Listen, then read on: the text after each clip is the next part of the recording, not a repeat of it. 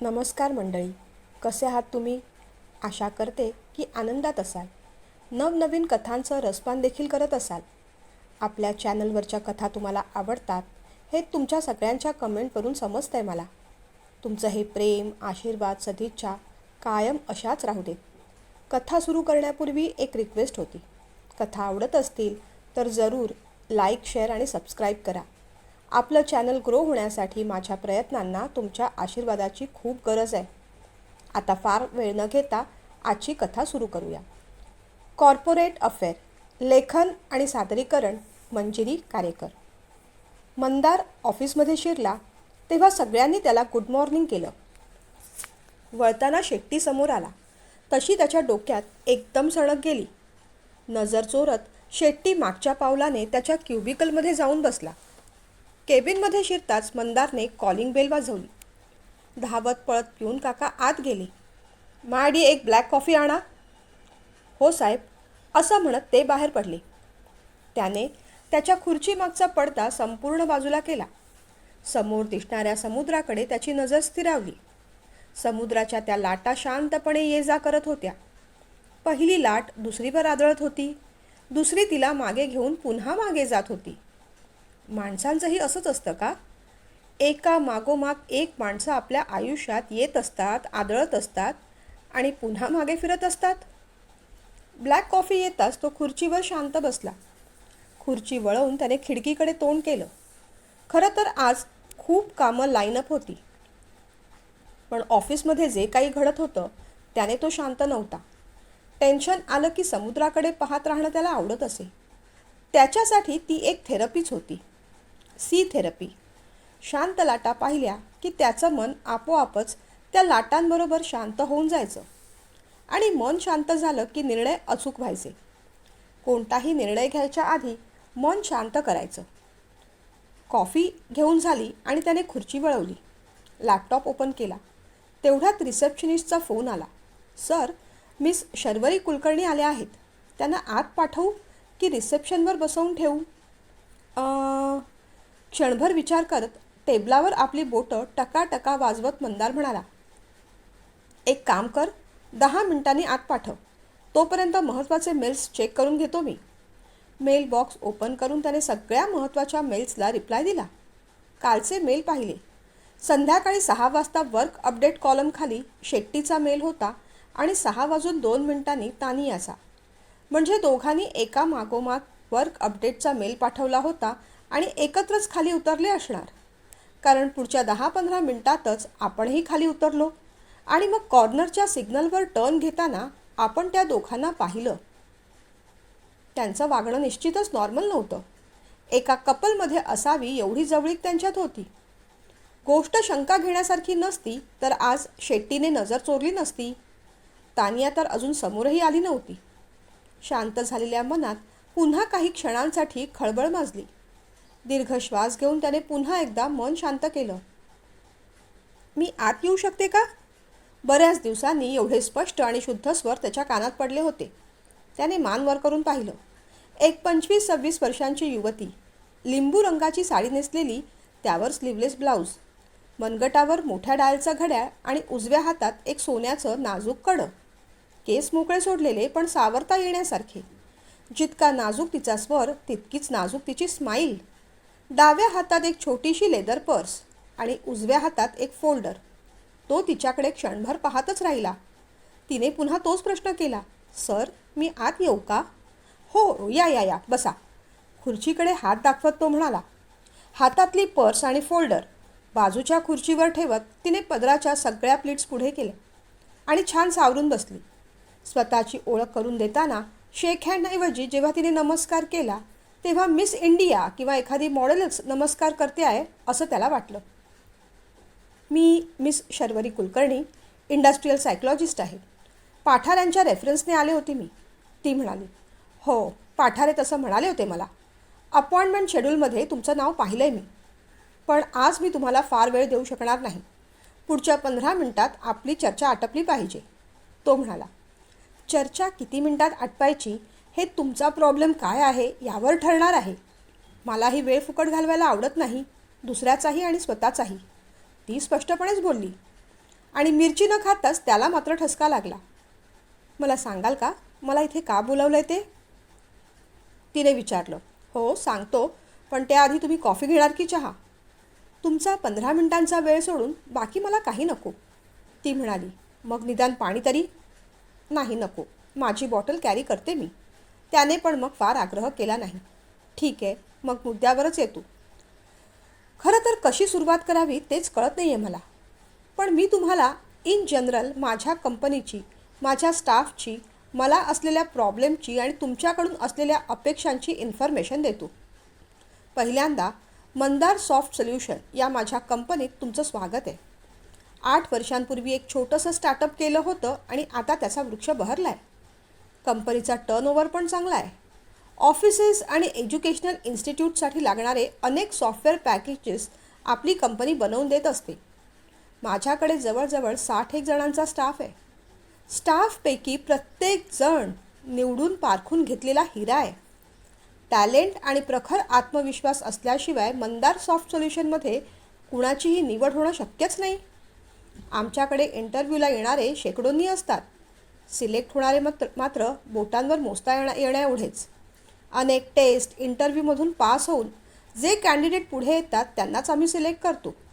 यावरून इथली selection procedure किती कठीण आहे हे तुमच्या लक्षात आलं असेल.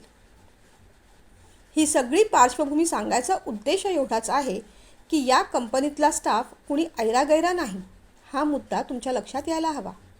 मिळालेली माहिती शर्वरीने चटकन नोटपॅडवर शॉर्ट फॉर्ममध्ये लिहून ठेवली. इथे खूप प्रोजेक्ट्स असतात, डेडलाईन्स असतात. सगळे प्रोजेक्ट्स आम्ही वेळेत किंबहुना वेळेआधीच पूर्ण करून क्लायंट्सना देत असतो. त्यामुळे मार्केटमध्ये माझ्या कंपनीचं नाव आणि स्टेटस याच्यावर एकही ओरखडा आलेला नाही. क्लायंटचा विश्वास हे माझ्या कंपनीचं घोषवाक्य आहे. त्यामुळे तिथे कधीच कॉम्प्रोमाइज होत नाही. स्टाफसुद्धा खूप एफिशियंटली काम करतो. म्हणजे डेडलाईनच्या आधीच कामं पूर्ण हवीत अशी ऑर्डरच असते माझी. डेडलाईनच्या आधी प्रोजेक्ट पूर्ण झालेलं नाही असं अजून एकदाही घडलेलं नाही. त्याबद्दल मला माझ्या स्टाफचं कौतुकच आहे. एवढं म्हणून तो थांबला आणि शर्वरीकडे पाहू लागला.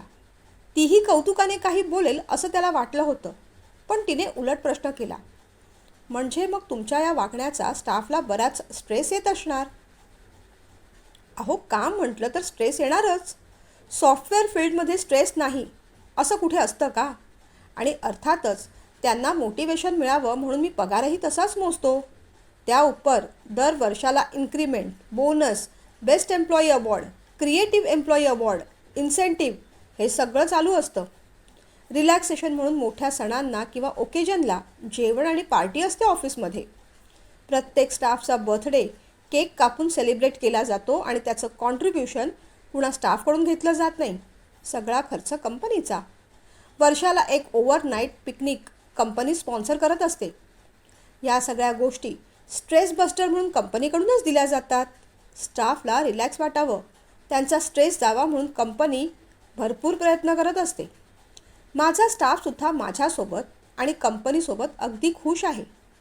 कंपनीबद्दल किंवा आपल्याबद्दल काही गैरसमज होऊ नये म्हणून ठसक्यात तो म्हणाला. अच्छा, मग प्रॉब्लेम काय आहे?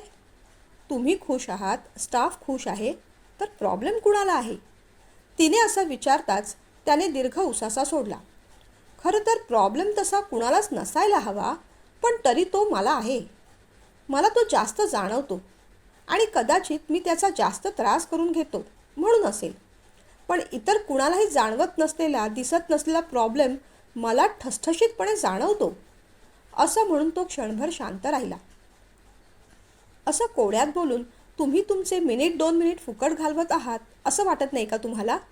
शर्वरीने असं विचारताच तो जरा रागावला. अहो, बोलताना असं डिस्करेज करू नका. भावनांचा फ्लो तुटला ना माझा. तुम्हाला वाटतो तेवढा वृक्ष माणूस नाही आहे मी. मलाही भावना आहेत. स्टाफबद्दल कळकळ वाटते म्हणून तुम्हाला इथे बोलावलं आहे. तो रागाने असं म्हणताच तिने जरा भुवया उडवल्या. सॉरी, पण तुमचाच वेळ फुकट जाऊ नये म्हणून तसं म्हटलं मी. तुम्हाला घाई नसेल तर माझी काहीच हरकत नाही. तिच्या शांत स्वराने आणि गोड आवाजाने तो पुन्हा शांत झाला. बरं, मग मी काय म्हणत होतो? इतर कुणालाही जाणवत नसलेला, दिसत नसलेला प्रॉब्लेम तुम्हाला ठसठशीतपणे जाणवतो असं म्हणत होतात तुम्ही. तिने आठवण करून दिली. ओ येस, थँक्यू. त्याचं काय आहे, आमच्या ऑफिसचा टाईम सकाळी 9 ते 6 असा आहे. तुम्हाला तर माहीत आहे, कोणत्याच कॉर्पोरेट ऑफिसमध्ये येण्याचा टाईम जरी फिक्स असला तरी जाण्याचा मात्र फिक्स नसतो. जसं काम पडेल तसं ते थांबून करावंच लागतं. नाहीतर दुसऱ्या दिवशी जास्त लोड पडतो. फार कमी वेळेला 6-6:30ला निघायला मिळतं. अहो, मलासुद्धा ऑफिसमधून निघायला बऱ्याचदा 7:30-8 होतात. आमचा नॉर्मल टाईम आहे तो. कधी कधी प्रोजेक्ट असलं तर स्टाफ 10-11 अगदी 12पर्यंतसुद्धा ऑफिसमध्ये थांबून प्रोजेक्ट पूर्ण करतात. खूप उशीर झाला तर इथेच राहतात. त्यांच्या जेवणाची व्यवस्था ऑफिसमधून होते. हॉटेलमधून जेवण मागवून ते वाउचर सबमिट करतात. त्यांना त्याचं कॉम्पन्सेशन मिळतं. एवढे पैसे का खर्च झाले, एवढ्या महागड्या हॉटेलमधून जेवण का मागवलं, असा कोणताच प्रतिप्रश्न मी एकदाही स्टाफला करत नाही. हे सगळं सांगायचा उद्देश असा आहे की मी माझ्या स्टाफची मला जमेल तेवढी नक्कीच काळजी घेत असतो. पण का कळत नाही, ऑफिशियल लाईफ परफेक्ट चालू असताना कुठेतरी स्टाफच्या पर्सनल लाईफचं इम्बॅलन्स होतं आहे असं मला वाटतं. म्हणजे, तिने उत्सुकतेने विचारलं. म्हणजे मिस शर्वरी, असं पहा, गेल्या 3-4 वर्षात माझ्या ऑफिसमध्ये 90 ते 95% स्टाफचं ऑफिस रोमॅन्स चालू आहे. एक्स्ट्रा मॅरिटल अफेअर चालू आहे. जी नवीन पिढी आहे ते तर अफेअर करतातच आहेत, पण न टिकल्यामुळे पार्टनरसुद्धा बदलतात. आणि जेव्हा हे मला दिसतं समजतं तेव्हा माझी खूप चिडचिड होते. सगळ्या गोष्टी असह्य होतात. तुम्हाला नावासकट मी एक उदाहरण देतो, म्हणजे मी काय म्हणतोय हे तुम्हाला कळेल. हा प्रवीण शेट्टी, माझा हा स्टाफ 5 वर्ष या कंपनीत काम करतोय. 2 वर्षांपूर्वी त्याचं लग्न झालं. मी स्वतः त्याच्या लग्नाचे लाडू खायला गेलो होतो. गेल्या वर्षी मुलगा झाला म्हणून पठ्ठ्याने पूर्ण स्टाफला पेढे वाटले. आणि काल 6 महिन्यांपूर्वी जॉईन झालेल्या तानियाबरोबर हा रोमॅन्स करत होता. मी गाडीत होतो. त्याची माझी नजरानजर झाली. त्यालाही शरम वाटली. पण माझ्यासारख्या कुटुंबवत्सल आणि तत्वनिष्ठ व्यक्तीला हे सगळं पाहणं, सहन करणं खूप कठीण जातं. या सगळ्या गोष्टींना आळा कसा घालायचा हे काही कळत नाही. या गोष्टी एवढ्या पर्सनल असतात की स्टाफशी आपण त्या बोलूही शकत नाही. शिवाय प्रत्येक जण कामात चोख आहे. मग बाहेर आमची काही का लफडी असे ना, कंपनीला त्याच्याशी काय घेणं देणं, असंही त्यांच्या मनात येत असणार. पण मला घेणं देणं आहे. स्टाफला मी माझी एक्सटेंडेड फॅमिली समजतो. कंपनीत किंवा कंपनीच्या अनुषंगाने जर काही चुकीचं घडत असेल किंवा माझा स्टाफ चुकीचा वागत असेल तर ती मी माझी नैतिक जबाबदारी समजतो. एक तर त्या लोकांचं फॅमिली लाईफसुद्धा खराब होतं आहे आणि दुसरी गोष्ट म्हणजे कंपनीच्या कामावर सुद्धा त्याचा वाईट परिणाम होतो आहे. महत्त्वाची गोष्ट अशी की बाहेरच्या क्लायंट्सना या गोष्टी कळल्या तर कुठेतरी कंपनीचं नाव आणि स्टेटससुद्धा खराब होतं. खरं तर 1-2घांना काढून टाकलं की प्रॉब्लेम सॉल्व्ह होतील असंही मला वाटत नाही. कारण एकतर त्यांना काढणं म्हणजे त्यांच्या कुटुंबावर अन्याय करण्यासारखं आहे. शिवाय आपल्या भरवशावर कुणी राहत नाही हो. ते कुठेतरी नोकरी करणारच आणि तिथेही त्यांचं हेच चालू राहणार. मुळात ही जी विचारसरणी आहे ना, ती चुकीची आहे हे त्यांना पटायला हवं. आणि मला काय वाटतं, काय चूक, काय बरोबर, काय लीगल, काय इलिगल, काय मॉरल, काय नॉन मॉरल, काय एथिकल आणि काय अनएथिकल हे स्पष्टपणे त्यांना शिकवायची वेळ आलेली आहे. कंपनीच्या डायरेक्टरने हे सगळं बोलण्यापेक्षा एखाद्या अनुभवी व्यक्तीने म्हणजे काउन्सिलरने किंवा मोटिवेशनल स्पीकरने या गोष्टी सांगणं कधीही हिताचं असतं. पाठारेंनी सुद्धा मला तसंच सुचवलं, म्हणून मग तुमच्यापर्यंत पोहोचलो. तुम्हाला नेमका प्रॉब्लेम कळलेला आहे आणि आता तुम्हाला त्याच्यावर काम करायचं आहे. ते कसं करणार आहात, काय करणार आहात हे तुम्ही विचार करून सांगाच. माझी एवढीच अपेक्षा आहे की कंपनीत एक्स्ट्रा मॅरिटल अफेअर आणि love affair, in short corporate affair असता कामा नये. ठीक आहे, एवढं म्हणून तो शांत झाला आणि तिच्याकडे पाहू लागला. ठीक आहे म्हणजे? अहो, तुम्ही तर असं बोलताय जसं की लव्ह अफेअर थांबवण्याचा नॉब माझ्याच हातात आहे. लव्ह अफेअर कुणीही तुमच्या माझ्या सांगण्यावरून करणार नाहीत आणि केलेच तर आपल्या सांगण्यावरून थांबणारही नाहीत. ते होऊ नये म्हणून आपण फक्त प्रयत्न करायचा. तुमच्या अपेक्षा समजल्या मला. माझ्याकडून मी 100% देण्याचा प्रयत्न करेन, पण त्यासाठी मला कंपनीकडून पुरेसा डेटा मिळायला हवा. हे पहा, मी एक सायकोलॉजिस्ट काउन्सिलर आहे. कोणत्याही एम्प्लॉईचा पर्सनल किंवा ऑफिशियल डेटा बाहेर कुठेही लीक होणार नाही याची संपूर्ण नैतिक जबाबदारी आमची असते. त्यामुळे डेटा देताना तुम्ही निर्धास्त राहा. कोणत्या प्रकारचा डेटा लागेल, कोणत्या फॉर्मॅटमध्ये लागेल, नेमके प्रॉब्लेम्स काय आहे हे सगळं मी शोधून काढेनच. त्याच्यावर कुणालाही टार्गेट न करता काय उपाययोजना करायची हे सुद्धा सांगेन. पण सगळ्या गोष्टी एका रात्रीत बदलणार नाहीत. थोडा वेळ जाईलच, ती म्हणाली. किती वेळ? त्याने अधाशीपणे विचारलं. किमान 6 महिने. डेटा कलेक्ट करायला आणि नेमका प्रॉब्लेम काय आहे हे समजून घ्यायलाच महिना जाईल. त्यानंतर काउन्सिलिंग, थेरपी, काउन्सिलिंग प्रोग्राम बनवावे लागतील. त्याच्यावर अंमलबजावणी करावी लागेल. त्यानंतर स्टाफला विश्वासात घेऊन काउन्सिलिंग केलं जाईल. त्यानंतर त्यांचं मतपरिवर्तन व्हायला मदत होईल. असा सगळा कार्यक्रम असेल. हे सगळं करण्यासाठी माझी काउन्सिलिंग फी काय असेल याचं कोटेशन संध्याकाळपर्यंत पाठवेन मी तुम्हाला. ते पाहून तुम्ही तुमचा निर्णय कळवा. बरं, येते मी, असं म्हणत ती सरळ उठून गेली. 15 मिनिटाच्या आधीच बोलणं संपलेलं होतं. तिच्या रोकटोक वागण्याचं मंदारला निश्चितच आश्चर्य वाटलं होतं. पण त्याला अशीच प्रोफेशनल माणसं आवडायची. उगीच करूया, होईल अशी पालूबदल लावण्यापेक्षा प्लॅन ऑफ ॲक्शन रेडी असला पाहिजे. आपला प्रॉब्लेम आपण तिला सांगितला आहे. पुढे काय करायचं, कसं करायचं हे तिचं हेडेक. संध्याकाळी ती काय कोटेशन देते तेव्हा पाहू, असं म्हणत तो कामाला लागला. मनातले सगळे विचार बाजूला झटकले. संध्याकाळपर्यंत सगळी कामं, मीटिंग यशस्वीपणे पूर्ण केल्या. 5:30च्या सुमारास शर्वरीचा मेसेज आला. काउन्सिलिंग फीचं कोटेशन लिहून पाठवलं होतं. लाखभर रुपये. त्याच्यासाठी ती फार मोठी गोष्ट नव्हती. त्याला फक्त रिझल्ट्स हवे होते. मग लाखाचे 1.5 लाख झाले तरी त्याला काहीच प्रॉब्लेम नव्हता. एक्सेल शीटबरोबर खाली एक मेसेजसुद्धा होता. काउन्सिलिंग फी ओके असेल तर थम्सअपचा इमोजी टाका आणि उद्या किती वाजता ऑफिसला येऊ आणि कामाला लागू ते सुद्धा कळवा. तिने सांगितल्याप्रमाणे त्याने इमोजी टाकला. 10:30 वाजता येऊन भेटा, असा निरोप दिला. शर्वरी येऊन गेल्यापासून स्टाफमध्ये काहीतरी कुजबूज चालू झाली. ती काउन्सिलर आहे एवढं मॅनेजरकडून कळलं होतं, पण तिचा नेमका रोल काय हे मात्र समजू शकलं नव्हतं. अरे, आपल्याला खूप प्रेशर असतं ना कामाचं, म्हणून सरांनी विचार केला असेल. प्रेशर खूप असतं ना, म्हणून सरांनी विचार केला असेल एखादा काउन्सिलर ठेवावा म्हणून, जेणेकरून आपली प्रोडक्टिव्हिटी वाढेल. कोणीतरी म्हणालं. नाही, मला तर वाटतं सॅलरी संबंधित काही तडजोड करण्यासाठी तिला आपल्या डोक्यावर बसवलं असणार. दुसरंच कोणीतरी म्हणालं. सगळ्यांचे अंदाज खोटे ठरले. दुसऱ्या दिवशी शर्वरी अगदी वेळेवर ऑफिसमध्ये आली. 10:30 वाजता मंदारची अपॉइंटमेंट मिळाली. आज तुमचा फार वेळ घेणार नाही मी. माझं प्लॅन ऑफ ॲक्शन सांगते. मला तुमच्या सगळ्या एम्प्लॉईचा डेटा, नाव, पत्ता, वय, शिक्षण, पोस्ट, मॅरिटल स्टेटस सहित लागेल. गेल्या वर्षी त्यांचं अप्रेझल कसं झालं हे लागेल. बाकी एखाद्या जबाबदार व्यक्तीकडून प्रत्येकाच्या स्वभावाची ओळख करून घ्यावी लागेल.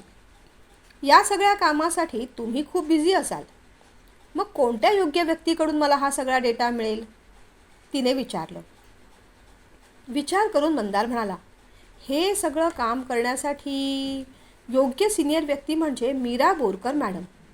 गेली 7 वर्ष इमाने इतबारे या कंपनीत त्या काम करतायत. कंपनीचं ॲडमिन सांभाळतायत.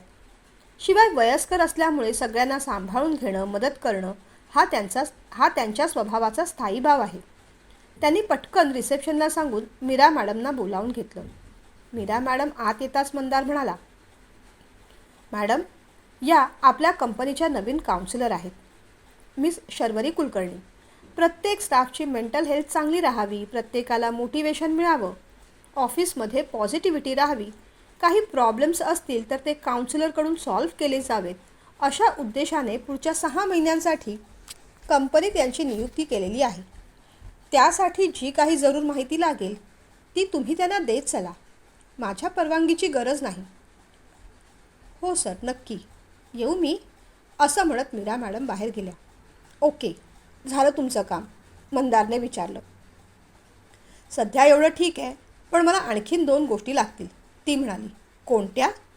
एकतर मेन कम्प्युटरचा ॲक्सेस, ज्याद्वारे कळेल की स्टाफ कोणकोणत्या साईट्स ब्राउज करतो, कोण कोण कुणाला कोणकोणते मेल पाठवतो, त्यांच्या येण्या जाण्याच्या वेळा, ऑफिसमधलं त्यांचं CCTV फुटेज, ती म्हणाली. या सगळ्या गोष्टींची खरंच गरज आहे तुम्हाला? त्याने विचारलं. गरज नसलेल्या गोष्टी मी बोलत नाही आणि करत तर अजिबात नाही. तेव्हा प्लीज कॉपरेट करा. प्रश्न फक्त 6 महिन्यांचा आहे. मुख्य म्हणजे तुमच्या फायद्याचा आहे, ती म्हणाली. ओके, संध्याकाळी सिनियर सॉफ्टवेअर इंजिनियर या सगळ्या गोष्टी तुम्हाला प्रोव्हाइड करतील. ही पहिली गोष्ट झाली. आणि दुसरी गोष्ट? त्याने विचारलं. बसायला एक केबिन. ती असं म्हणताच त्याने खांदे उडवले. हे पहा, केबिन मिळणं अशक्य आहे. बाहेर एका क्युबिकल्समध्ये अरेंजमेंट करून देतो मी. आत्ताच पिऊन काकांना सांगतो ना, असं म्हणत बेल वाजवणार तेवढ्यात ती म्हणाली. या सगळ्या गोष्टी खूप कॉन्फिडेन्शियल आहेत. स्टाफसमोर इतर स्टाफचा डेटा, त्यांचं CCTV फुटेज पाहणं, हे तुम्हाला लॉजिकल वाटतं का? तिने विचारलं. अहो, पण केबिन कुठून आणणार मी? वैतागत त्याने प्रश्न केला. काम माझ्या ऑफिसमधून करता येण्यासारखं असतं तर मी तिथेच केलं असतं. पण आता रोजच्या रोज डेटा घ्यावा लागेल की नाही, म्हणजे मला इथेच यावं लागणार आहे. तुम्ही केबिनची अरेंजमेंट करताय की निघू मी? तिने असं विचारताच वैतागत तो म्हणाला. थांबा थांबा, बसा जरा, बघतो मी काहीतरी. त्याने क्षणभर विचार केला आणि मग म्हणाला. 6 महिने मी माझं केबिन शेअर केलं तर चालेल? त्याने विचारलं. हा प्रश्न तुम्ही मला विचारताय की स्वतःला? ती असं म्हणताच तो रागाने तिच्याकडे पाहू लागला. हसत ती म्हणाली. अहो, मला अर्थातच चालेल. ठीक आहे मग, त्या कॉर्नरमध्ये तुमच्यासाठी चेअर आणि डेस्क मागवतो मी. हो नाही करता करता शर्वरीच्या सगळ्या कामासंबंधित मागण्या पूर्ण झाल्या. तिचं काम सुरू झालं. जेव्हा जेव्हा मीटिंग असायची तेव्हा तेव्हा स्वतःचं केबिन असून देखील मंदारलाच कॉन्फरन्स हॉलमध्ये जाऊन मीटिंग घ्यावी लागायची. पण आता त्याला पर्याय नव्हता. 1-1.5 महिन्यात शर्वरीने सगळा डेटा जमवला. प्रत्येक स्टाफच्या येण्या जाण्याच्या वेळा, त्याच्या मीटिंगच्या एंट्रीज, लंचचे टायमिंग, त्यांचे ग्रुप लीडर आणि टीममेट कोण आहेत, ते एकमेकांशी कसे वागतात, कोण किती क्लोज आहे, कोणाचं कोणाशी भांडण आहे, CCTV फुटेजवरून बऱ्यापैकी अंदाज आला. लंच शर्वरी बाहेरच घेत असल्यामुळे स्टाफशी थोडाफार परिचय झाला होता. मी तुम्हा कुणालाही त्रास द्यायला आलेले नाही. उलट कंपनी पॉलिसीनुसार मेंटल हेल्थ चांगली राहावी म्हणून काउन्सिलिंगसाठी आलेले आहे आणि त्यासाठीच डेटा जमवत आहे, असं म्हणून तिने स्टाफचा विश्वास संपादन केला होता. 1.5 महिन्यात बऱ्यापैकी सगळं पिक्चर क्लिअर झालं होतं. मंदार म्हणत होता त्याप्रमाणे खरोखरच ऑफिसमध्ये कॉर्पोरेट अफेअर चालली होती. टीम बदलली की पार्टनरसुद्धा बदलायचे. अर्थात तिच्या दृष्टिकोनातून ही बाब नवीन नव्हती. या आधीसुद्धा कॉल सेंटरमध्ये, सर्व्हिस सेंटरमध्ये, जिथे जिथे नाईट शिफ्ट्स होतात अशा कॉर्पोरेट ऑफिसेसमध्ये स्मोकिंग, ड्रिंकिंग किंवा अफेअर या गोष्टी तिला नवीन नव्हत्या. हा सगळा डेटा विथ प्रूफ पेन ड्राईव्हमध्ये टाकून तिला मंदारला दाखवायचा होता. त्यासाठी काही जनरल मीटिंग घ्यायच्या होत्या, काही स्टाफबरोबर पर्सनल मीटिंग, इंटरव्ह्यू घ्यायचे होते, कंपनीच्या पॉलिसी त्यांना समजवायच्या होत्या, कंपनीकडून त्यांच्या काय एक्सपेक्टेशन्स आहेत, कंपनीत काय वातावरण चालू आहे, या सगळ्या गोष्टी सांगण्यासाठी तिने एक प्लॅन बनवला होता आणि ते सगळंच मंदारशी डिस्कस करायचं होतं. पण आज मंदार ऑफिसला आला नव्हता. तीही मग तिचं काम झाल्यानंतर निघून गेली. दुसऱ्या दिवशी पेन ड्राईव्ह ठेवून ती त्याच्यासमोर बसली. तुम्हाला 10 मिनटं वेळ आहे का? तिने विचारलं. हो, बोला. खरं तर हा डेटा मी कालच रेडी केला होता, पण तुम्ही काल आला नव्हतात. ती सहज म्हणून गेली. त्यानेही सहज म्हणून सांगितलं. हो, काल माझ्या मुलाचा वाढदिवस होता ना. अरे वा, मग आम्हाला पार्टी नाही का? प्रत्येक वर्षी स्टाफला पार्टी देतच असाल की? गंमत म्हणून तिने विचारलं. आहे ना, आज सगळ्या स्टाफसाठी वरच्या टेरेसवर लंच ठेवलं आहे. तुम्हीसुद्धा आम्हाला तिथेच जॉईन व्हा. त्याने आनंदाने इन्व्हिटेशन दिलं. थँक्यू, असं म्हणत तिने मग कामाला सुरुवात केली. सगळ्या फाईल्स दाखवल्या. एक एक गोष्ट मंदारसाठी शॉकिंग होती. शांती, अगदी साधी वाटणारी मुलगी, नीरवशी गुलूगुलू बोलत होती. शांतीबरोबर फ्लर्ट करून झाल्यावर नीरव प्रणितीला खांद्यावर हात टाकून काहीतरी समजावत होता. अनन्याशी तर अख्खा ग्रुपच फ्लर्ट करत होता. कुणी तिचं टॉप खेचत होतं, कुणी तिला सिगारेट ऑफर करत होतं. आणखीन भलतेच प्रकार चालले होते. कॅन्टीनमधलं CCTV फुटेज पाहून तर मंदारचं डोकं चक्रावलं होतं. टेबलावर आपली मूठ आदळत तो म्हणाला, एक्झॅक्टली हेच मी तुम्हाला सांगायचा प्रयत्न करत होतो. बघितलंय ना काय चाललंय ते ऑफिसमध्ये. ऑफिसचा नुसतं बँड स्टँड करून टाकलंय या लोकांनी. आणि कमाल या गोष्टीची आहे की यातले बरेचसे लोक मॅरिड आहेत. आपल्या घरी आपली बायको मुलं आहेत, किंवा मुलींसाठी म्हणायचं झालं तर आपले नवरे सासू सासरे आहेत. कशाचीच म्हणून पर्वा आणि लाज नाही या लोकांना. संयम अजिबात नाही यांच्यावर. असं वाटतं या सगळ्यांनाच कंपनीतून फायर करून टाकावं. रागारागाने मंदार बोलत होता. सर शांत व्हा. तुम्ही किती जणांना फायर करणार? अहो चुकी माणसाची नसते, त्याच्यामधल्या प्रवृत्तीची आणि परिस्थितीची असते. मग नुसती शिक्षा माणसाला देऊन काय होणार आहे? शिक्षा तर त्या बेफाम प्रवृत्तीला झाली पाहिजे, ती म्हणाली. म्हणजे नेमकं काय म्हणायचं तुम्हाला? त्याने विचारलं. ह्या सगळ्या विषयाच्या आधी आपण या सगळ्या गोष्टीची सायकोलॉजी समजून घेतली पाहिजे. तुम्हाला काय वाटतं, हे फक्त तुमच्याच ऑफिसमध्ये चाललं आहे? नाही, हे खरं नाही सर. इंडियाच्या प्रत्येक कॉर्पोरेट फील्डमध्ये, BPOमध्ये, सर्व्हिस सेंटरमध्ये, मीडिया हाऊसमध्ये, सगळ्या ऑफिसेसमध्ये थोड्याफार प्रमाणात सगळीकडेच या गोष्टी सर्रास चाललेल्या आहेत. रिसर्च रिपोर्ट सांगायचा म्हटला तर भारत जगातला दुसरा देश आहे की जिथे कॉर्पोरेट अफेअर आणि लव्ह अफेअर सगळ्यात जास्त होतात. पण प्रॉब्लेम असा आहे की आपल्या भारतीयांमध्ये संस्कार, नीतिमत्ता या सगळ्या गोष्टी असूनही आपली लोकं असं का वागतायत? मुळात आपल्या पार्टनरला किंवा घरच्यांना फसवण्याचा त्यांचा उद्देशही नसतो. पण तरी हे घडतंय हे नक्की. मग हे का घडतंय? त्यामागची सगळी सायकोलॉजी आपण आधी समजून घेतली पाहिजे. कसं असतं ना सर, ज्या व्यक्तीबरोबर आपण जास्तीत जास्त वेळ घालवतो, ज्यांच्या सहवासात आपण जास्त वेळ असतो, ज्यांच्या आपण जास्त निकट असतो, त्यांच्या सहवासाची, बोलण्याची, कृतीची आपल्या मेंदूला आपल्याही नकळत सवय होऊन जाते.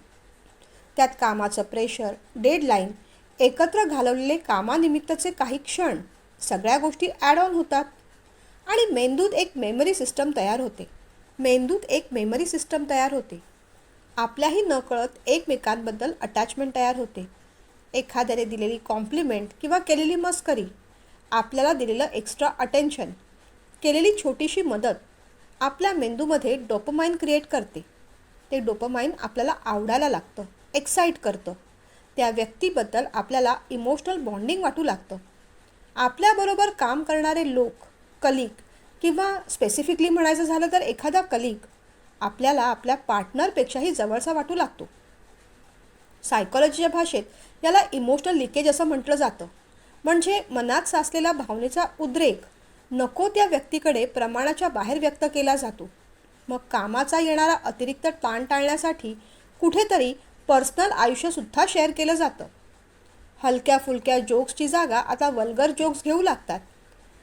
डेटिंग सुरू होतं, हॉटेलिंग सुरू होतं. कामाच्या प्रेशरपासून, डेडलाईनपासून पळण्यासाठी एकमेकांचा सहवास हवाहवासा वाटू लागतो. दुसऱ्या व्यक्तीवर आपली इमोशनल डिपेंडन्सी वाढत जाते. आणि अर्थातच ही कॉर्पोरेट अफेअर्स अजिबात टिकणारीही नसतात. डेडलाईन संपल्या किंवा प्रोजेक्ट संपला, बदली झाली तर ही अफेअर्स सहजपणे तुटून जातात. पण त्याच्यामुळे फॅमिलीवर होणारा परिणाम मात्र दीर्घकालीन आणि गंभीर असतो. उशिरापर्यंत काम करणं, रात्रभर ऑफिसमध्ये थांबून काम करणं, त्यातून मग स्मोकिंग, ड्रिंकिंग, उशीर झाला म्हणून एकट्या राहणाऱ्या स्त्री पुरुषांचं एकमेकांच्या घरी जाणं, हे सगळं सुरू होतं. आणि मग ती व्यक्ती तिच्याही नकळत कॉर्पोरेट अफेअरचा बळी ठरते. आपण भारतीय लोक, आपली संस्कृती फॉरेन संस्कृतीपेक्षा फार वेगळी आहे.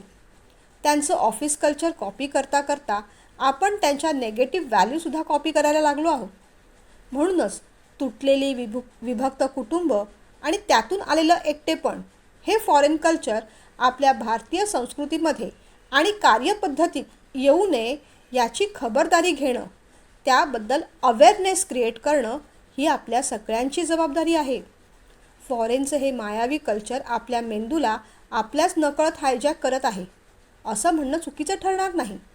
शांतपणे इतक्या सुंदरपणे शर्वरी समजावत होती. ओ आय सी.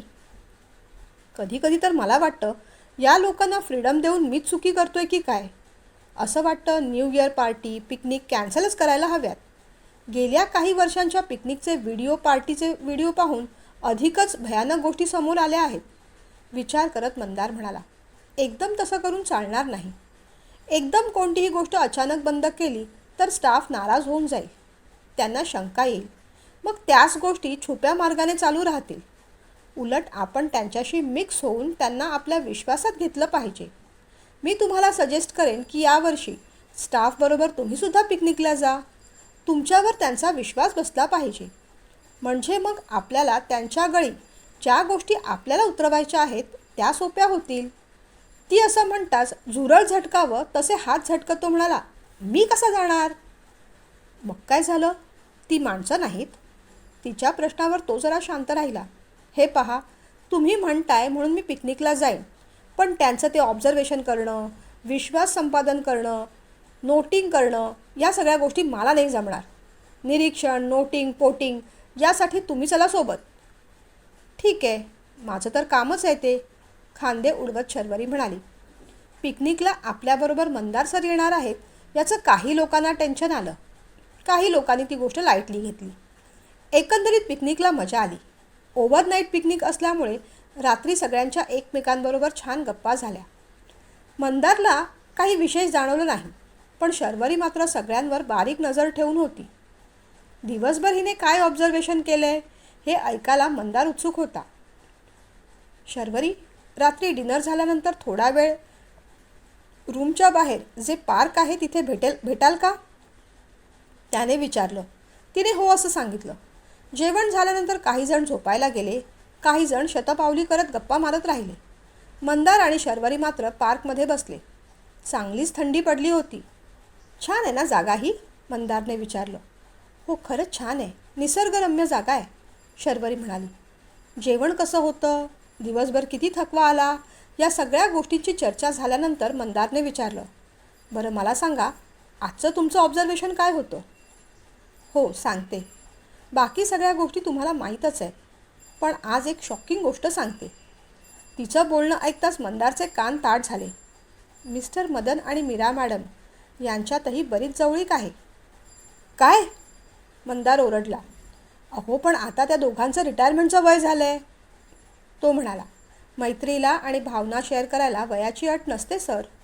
कदाचित ते समवयस्क असतील म्हणून त्यांच्यात जास्त गप्पा होत असतील, पण त्यांच्या एकंदरीत चेहऱ्याच्या हावभावावरून एकमेकात ते गुंतले आहेत असंच दिसतंय मला. तसं पाहता त्यांच्या पर्सनल लाईफमध्ये इंटरफिअर करायचा आपल्याला अधिकार नाही. त्याचं डिस्कशनसुद्धा आपल्या तत्वात बसण्यासारखं नाही. पण ऑफिस संबंधित त्यांचं बिहेवियर निश्चितच आपण ऑब्झर्व करायला हवं. कामात बाधा येत असेल किंवा कंपनीला आर्थिक भौतिक नुकसान पोहोचत असेल तर स्टाफच्या ऑफिसमधल्या हालचालींवर लक्ष ठेवणं आणि गैरप्रकार होत असतील तर ते थांबवणं हा तुमचा अधिकारच आहे. बोलता बोलता शर्वरीचा आवाज थंडीमुळे कापू लागला. हातांवर हात चोळत ती म्हणाली, नैतिकदृष्ट्या आपण काहीही चूक करत नाही, पण पुढे तिला बोलताच येईना. ती जामच कुडकुडू लागली. तुम्हाला थंडी वाजतेय का? त्याने विचारलं. हो ना, माझी शाल मी रूमवरच विसरले, कुडकुडत ती म्हणाली. No it's okay. तुम्ही अशा कुडकुडत असताना मी जॅकेट घालून बसलो ते मला पटणारं नाही.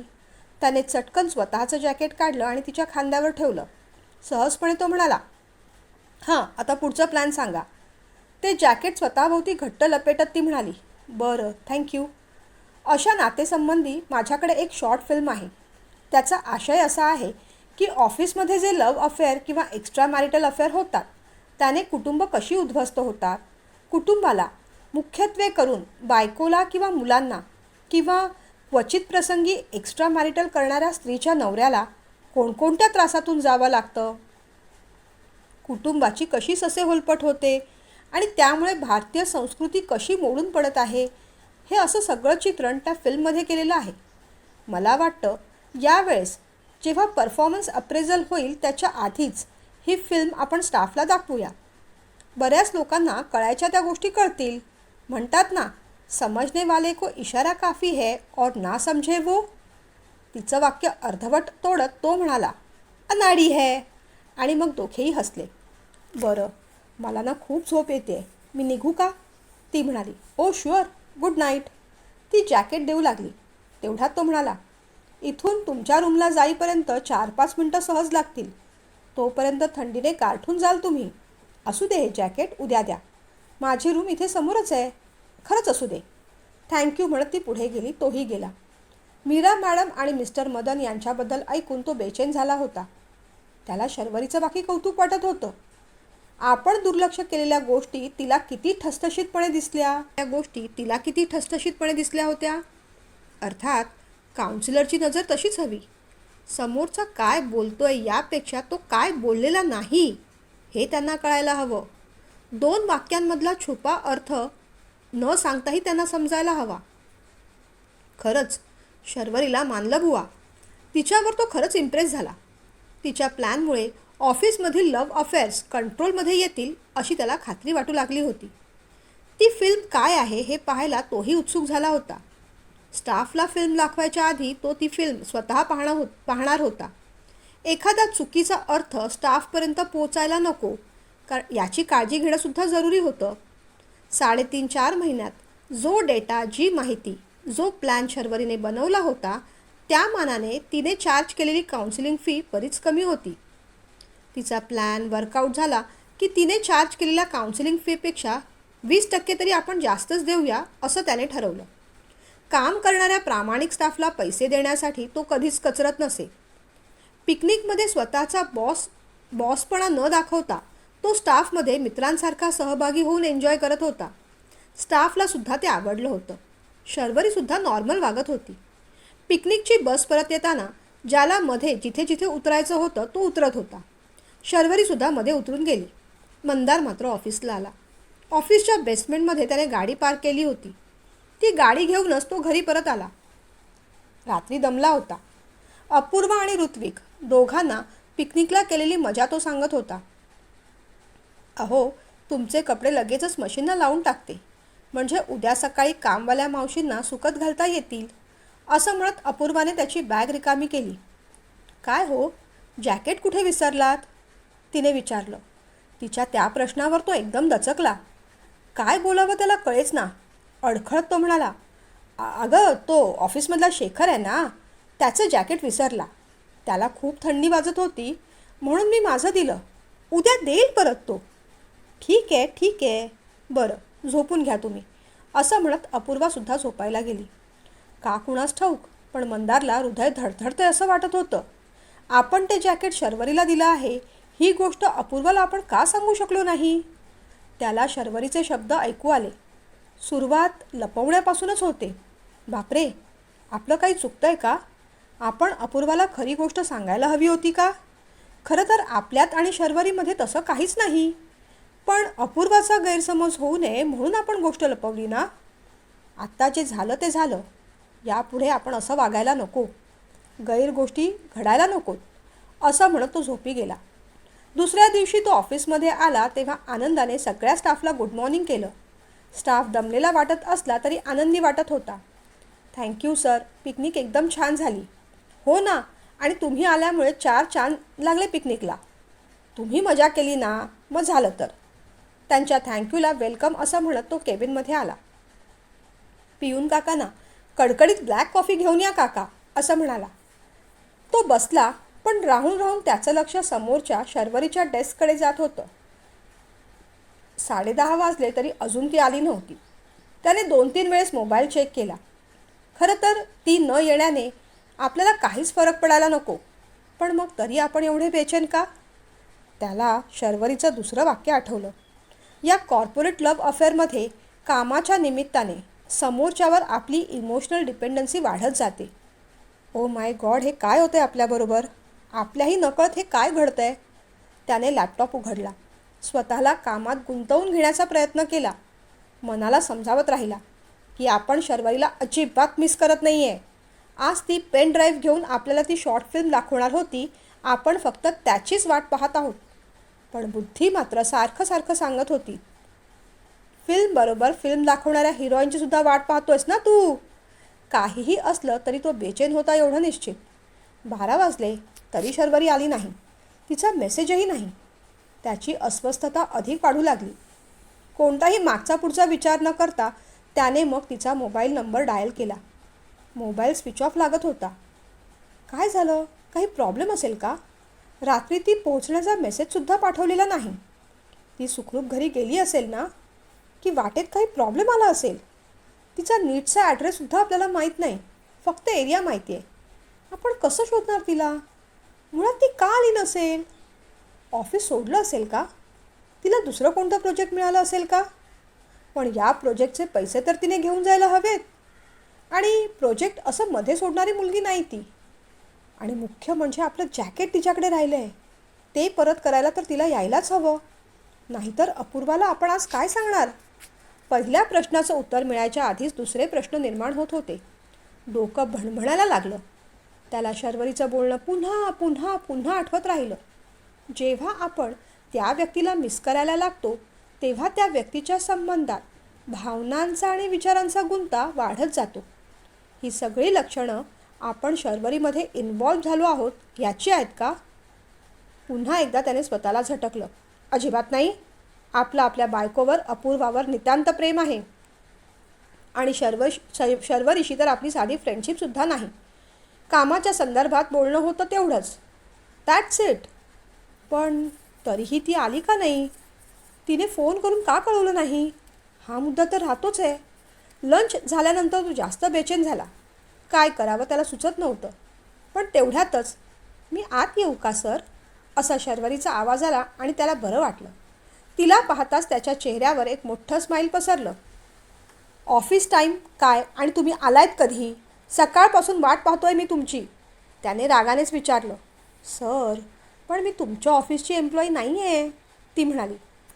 ओके ओके, असेलही तसं. पण आज तुम्ही ती फिल्म दाखवणार होतात ना, त्याचं काय झालं? हो हो, तुम्ही मला बोलायला द्याल तर बरं होईल, ती म्हणाली. I am sorry. बसा, सेटल व्हा. आपण नंतर बोलू. तुमच्यासाठी कॉफी किंवा चहा सांगू का? त्याने विचारलं. नको, येताना मी ताक घेऊन आले आहे. पर्स टेबलवर ठेवत तिने बोलायला सुरुवात केली. अहो काय झालं? काल रात्री घरी जाते आणि पाहते तर काय, माझ्या मोबाईलला काहीतरी प्रॉब्लेम झाला होता. मोबाईल चालूच होत नव्हता. मग सकाळी मोबाईल रिपेरिंगला देऊन आले. त्यामुळे कुणाला काही कळवताही आलं नाही. I am extremely sorry. आणि त्या गडबडीत पेनड्राईव्हसुद्धा घरी राहिलं हो, आणि तुमचं जॅकेटसुद्धा. खरंच सॉरी. अहो पण उद्या सकाळी काउन्सिलिंग सेशन आहे की नाही? फिल्म त्या स्टाफला दाखवली जाईल असं सांगितलं होतं ना तुम्ही. मग आता उद्या आपण काय दाखवणार? रागाने त्याने विचारलं. सर चिडू नका, काहीतरी करू ॲडजस्ट. इथलं काम झालं की मी पुन्हा घरी जाते, ते पेनड्राईव्ह आणि जॅकेट घेऊन येते. ओके, मग तर झालं. आणि ते पेनड्राईव्ह आणि तुमचं जॅकेट घेऊन येते. ओके, मग तर झालं, ती म्हणाली. खरं तर ती परत जाणाऱ्या विचारानेच त्याला नकोसं वाटलं. नाही नाही, नको, दुसरा मार्ग पाहू काहीतरी, तो म्हणाला. तो विषय मग तिथेच थांबला. तिलाही आज भरपूर काम होतं, त्यामुळे निघायला 7:30 झाले. काम झाल्यानंतर ती म्हणाली. खरंच सॉरी हं, तुमचं जॅकेट तरी आणायलाच हवं होतं मी. मोबाईलच्या गोंधळात राहूनच गेलं. इट्स ओके, ठीक आहे. पण आता तुम्ही घरी कशा जाणार? बराच उशीर झाला आहे, त्याने विचारलं. कॅब करीन. ती असं म्हणताच त्याच्या नकळत तो पटकन बोलून गेला. वाटल्यास तुम्हाला घरी ड्रॉप करून पुढे जातो मी. तीही थकली होती. नक्की चालेल ना तुम्हाला? तसं असेल तर माझ्या दृष्टिकोनातून ते बरंच आहे. हो चालेल, थँक्यू. दोघंही गाडीत बसले. तिचं घर जवळ आलं तसं तो म्हणाला. इथे ड्रॉप करू? चालेल? तसं चालेल ॲक्च्युली, पण माझ्या मनात एक विचार होता. पटला तर पहा. इथून अगदी 1 मिनिटावरच माझं घर आहे. तुम्ही जर घरी आलात तर तुमचं जॅकेट आणि पेनड्राईव्ह दोन्ही मिळू शकेल, आणि एक छानशी कॉफीसुद्धा होईल. मंदारने थोडा वेळ विचार केला. जॅकेट आणि पेनड्राईव्ह दोन्ही गोष्टी घेणं जरुरी होतं. ओशाळत तो म्हणाला. कॉफीचं राहू दे, जॅकेट आणि पेनड्राईव्ह घेऊन निघेन. बरं, जशी तुमची इच्छा. तुमच्या घरी कोण कोण असतं? पायऱ्या चढताना त्याने विचारलं. मी एकटीच राहते.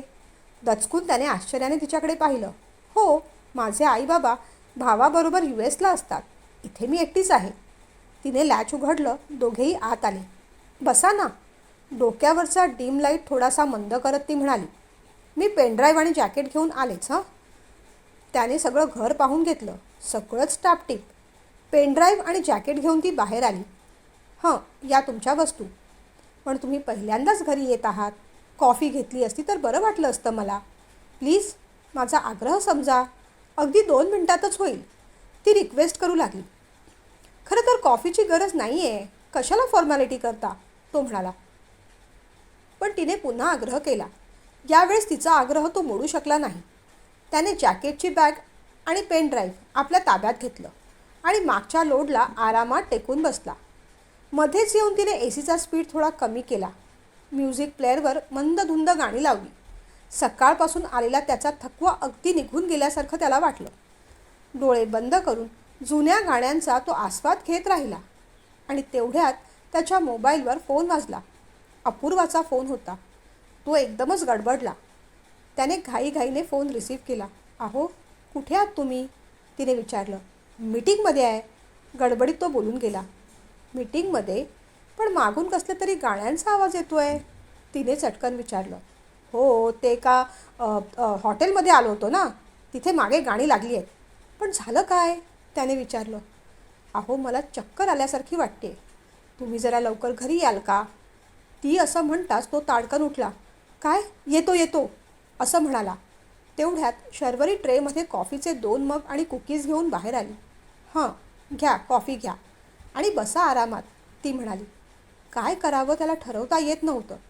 शर्वरीचं मन राखायला कॉफी घेऊन निघावं की शर्वरीला सरळ सांगावं की मला कॉफी वगैरे काही नको, माझी बायको माझी वाट पाहते. नात्यांमध्ये द्वंद्व सुरू झालं होतं. मला एक अर्जंट काम आहे, मी निघू का, अस्वस्थ होत तो म्हणाला. सर, असं काय करताय, तुम्ही पहिल्यांदाच घरी येत आहात. निदान कॉफी तरी घ्या. काम तर काय असतातच आपल्याला. 5-10 मिनटं निवांत वेळ काढला तर काही बिघडत नाही तसं, ती म्हणाली. तिचं मन त्याला मोडता येईना. त्याने कॉफीचा मग उचलला. पुन्हा त्याचं हृदय धडधडू लागलं. काहीतरी चुकतंय का, काहीच कळत नव्हतं. आपण बाकी स्टाफसारखंच चुकीच्या मार्गाने पुढे जातोय का, ऑफिशियल नात्यांच्या बाउंड्रीज पार करतोय का, त्या बाउंड्रीज पार करत असताना पर्सनल नात्यांना दुय्यम स्थान देतोय का. फॅमिलीपेक्षा आपण ऑफिस कलिगबरोबर एन्जॉय करत असलेले क्षण जेव्हा जास्त महत्त्वाचे ठरतात तेव्हा समजायचं की आपणही कॉर्पोरेट अफेअरच्या जाळ्यात अडकत चाललेलो आहे. सर, कसला विचार करताय, घ्या ना कॉफी, ती असं म्हणेपर्यंत तो भानावर आला. कॉफीचा मग उचलून तोंडाला लावणार तेवढ्या डोक्यात एक कळ गेली. त्याने चटकन कॉफीचा मग खाली ठेवला, जॅकेट पेनड्राईव्ह उचललं आणि ठामपणे म्हणाला. शर्वरी, सॉरी, आजची ही कॉफी पेंडिंग राहिली. मगाशी ना माझ्या बायकोचा फोन आला होता. तिची तब्येत अचानक बिघडली आहे, मला निघावंच लागेल. आणि हो, पुढच्या वेळेस कॉफी घ्यायला येईन तेव्हा माझ्या बायको आणि मुलाला बरोबर घेऊन येईन. किंवा मग एक काम करूया ना, केव्हा तरी तुम्हीच या माझ्या घरी, त्यानिमित्ताने तुमचीही तिच्याशी ओळख होईल. पण आता मला निघायला हवं. I am extremely sorry. Jacket आणि पेन ड्राईव्ह घेऊन धडाधडा तो बाहेर पडला. गाडीत येऊन बसला तेव्हा त्याला कुठेतरी शांत वाटलं. तो घरी आला तेव्हा अपूर्वा त्याची वाट पाहत होती.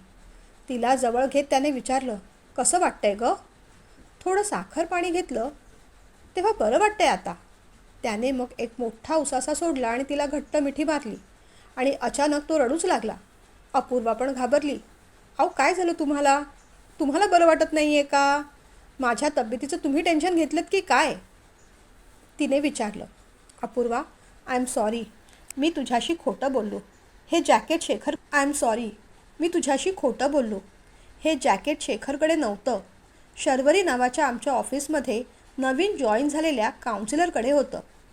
पिकनिकला आम्ही गप्पा मारत होतो तेव्हा तिला थंडी वाजू लागली म्हणून मी तिला दिलं होतं. आणि आतासुद्धा मी तिला घरी ड्रॉप करून तिच्या घरूनच येत आहे. पण तुझा माझ्याबद्दल गैरसमज होईल म्हणून खरं सांगायची हिंमत झाली नाही. विश्वास ठेव, माझं इंटेन्शन चुकीचं नव्हतं. मला कधीच तुला फसवायचं नव्हतं. मी कधीच तसं करणार नाही. बोलत बोलत तो अधिक रडत राहिला. रडल्यामुळे मनातली सगळी गिल्ट निघून गेल्यासारखी त्याला वाटली. त्याला शांत करत ती म्हणाली, अहो, ऑफिस म्हटलं आणि एकत्र काम करायचं म्हटलं तर या गोष्टी होतच राहणार. मला तुमच्यावर अजिबात संशय नाही. साक्षात ब्रह्मदेव जरी खाली आले आणि म्हणाले, बाई ग, तुझा नवरा दुसऱ्या मुलींशी फ्लर्टिंग करतोय, तेव्हा त्यांनासुद्धा खमकेपणाने सांगेन मी, अहो ब्रह्मदेवा, काय सांगताय काय? माझ्या खडूस नवऱ्याला माझ्याशीच कधी फ्लर्टिंग करता आलं नाही. तो इतर दुसऱ्या मुलींबरोबर काय करणार? आणि मग एकटीच ती खो खो हसत राहिली. त्याने पुन्हा एकदा तिला जवळ घेतलं. तुझ्या याच विश्वासाला कधीच तडा जाऊ देणार नाही मी, मनातल्या मनात तो स्वतःशी बोलला. कुटुंबातल्या नात्यांमध्ये, मुख्य करून नवरा बायकोमध्ये पारदर्शकता हवीच. झोपताना त्याला मोकळं मोकळं वाटत होतं. सकाळी मोकळ्या मनाने तो ऑफिसला गेला. आज बऱ्याच दिवसांनी खुर्ची मागचा पडदा त्याने बाजूला ओढला. शांतपणे त्या लाटांकडे पाहत राहिला. त्या लाटांसारखीच आपल्या आयुष्यात देखील अनेक माणसं एका मागोमाग एक येत असतात, आदळत असतात आणि पुन्हा मागे फिरत असतात.